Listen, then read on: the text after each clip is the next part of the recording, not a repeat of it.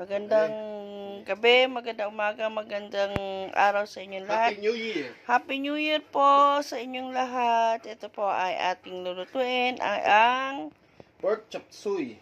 Kasi kaya naging pork chop suey, wala na po kaming mabiling laman loob ng manok. Yung atay balunan sana masarap dyan. Kaya lang, since madaming nag-panic buying kasi nga sa medianoche at na-late tayo ng konti, kaya pork chop suey na lang. Ayan. Siyempre, yung yan, liempo. Gagamitin natin.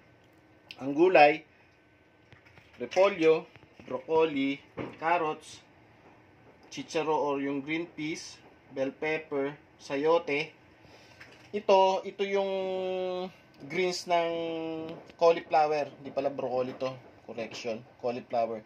Ito yung dahon niya, yung mga murang dahon. At saka ito yung mga sa tangkay niya ba, yung ubod. Para sinasama talaga yan para mga sayang kasi masustansya naman yan eh. At saka syempre garlic at saka onion. Tapos ito yung thickening agent natin, yung cornstarch. Mga 1 tablespoon na yan. Tapos ang wala dyan yung asin at paminta. Asan na yung itlog? At ito nga pala, buti na lang. Kalimutan ko. May itlog pa nga pala yan. Teka, saan ko nilagay ang itlog? Hindi na makalimutan yung quail egg or itlog ng pugo. Okay? Okay. Let's go! Painit. Okay, yan ating mantika. About 2 tablespoon. Pwede na yan.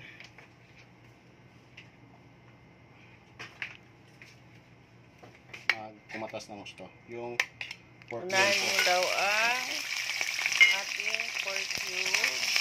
Pork po. Para maluto-luto na Pa-browning natin. Para lumabas yung sarap niya. Okay, brown na. Sunod natin ang linig muna natin. Sunod natin ang garlic. Hindi na tayo. Mabilis na to guys kasi sa nagmamadali na at mag-aaral bago mag-alas 12. Mabilis naman talagang iluto to kasi half cook lang naman yung mga gulay niya. Pangit naman sa chapso yung masyadong lasig-lasig na sa lambot yung gulay, diba? Okay.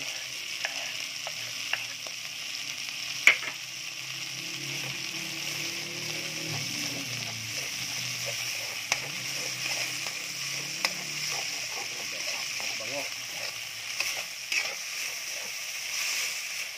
Sunod natin yung pinakamatigas na gulay. Yung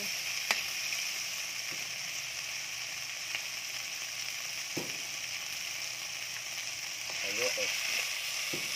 At saka yung tangkay ng, ayan, yung white na yan, yun yung tangkay ng cauliflower.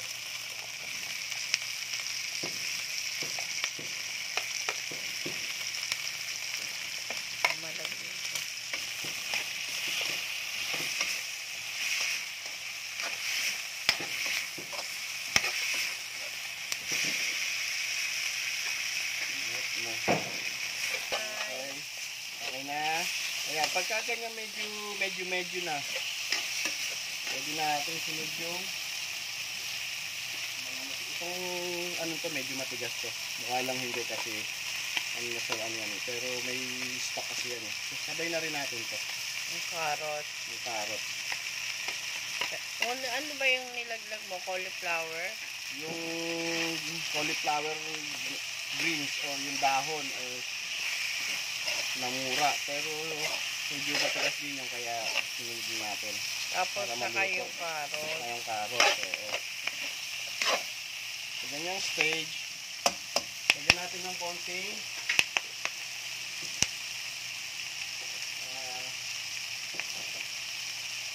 pork stock. Pork stock to guys. Ano to? Nilagay ko lang dito. Sabaw ng yan. Sabaw ng baboy. Para lang may pangluto yung Tapos tatakpan natin. Pakukuloy natin yan. Para totally matuluto yung matitigas na Ayan.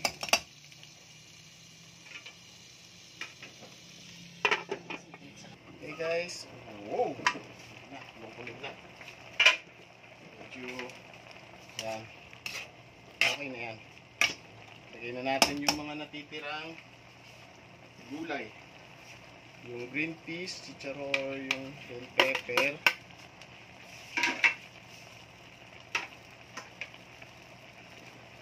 Cauliflower. Kailangan ng broccoli, no? Hindi tayo nakabili. Oo nga. Okay na rin yan. At yung ating Repolyo. apples.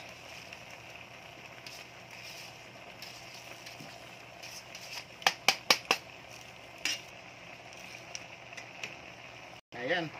Malambot na yung malambot na yung sayote niya. Ay, ano tawag dyan? Cabbage. Pwede na to guys. Lalagyan lang natin ng thickening agent to. Medyo hinana natin para hindi naman masyadong malabog. Kasi lalagyan na natin ito.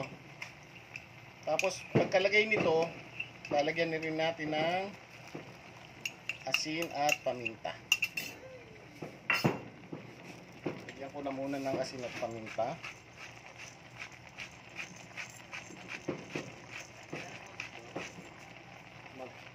Malamang wala na. Okay, pa ba? Tingnan mo sa tindahan. Okay.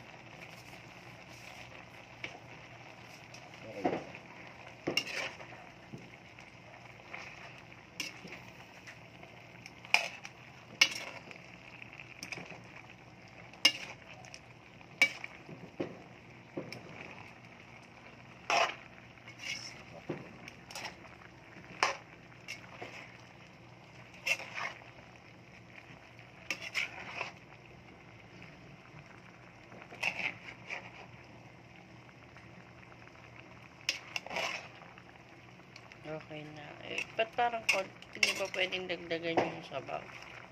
Okay na yan? Sa akin, okay na yan eh. Pero kung gusto mong dagdagan ng sabaw, pwede naman. Ha?